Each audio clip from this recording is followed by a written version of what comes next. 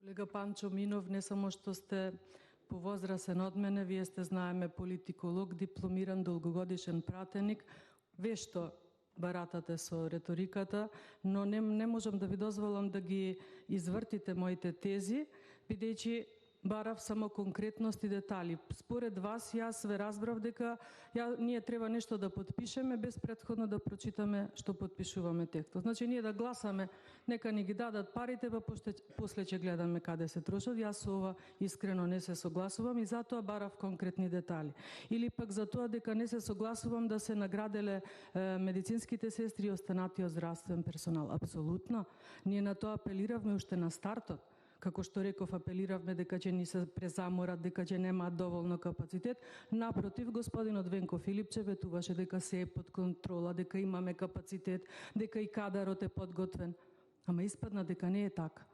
И јас не велам дека не треба, но каде се потрошија и претходниот долг и дали со овој долг повторно наменски ќе се потрошат парите за таму каде што треба. Или во однос на делото луѓето што ќе останат без работа, па зошто останаа без работа?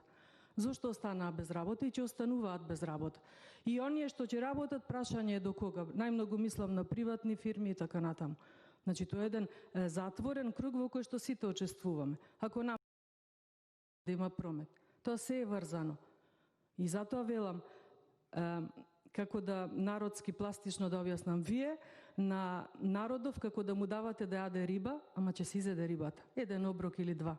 Народот треба да има и прибор, и средства, и да има каде да лови риба, и да си биде обезбеден, и да не се плаши од криза. Кризата уште повеќе доаѓа. Со еднократна помош или награда, ништо не вршиме работа. Ја затоа барам конкретни детали. 90 милиони евра се во прашање. Каде ќе се потрошат?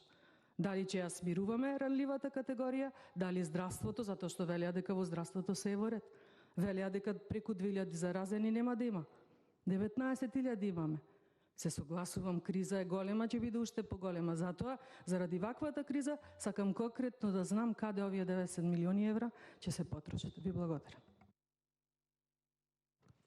Следен пријавен збор е пратеникот Петар Ристевски.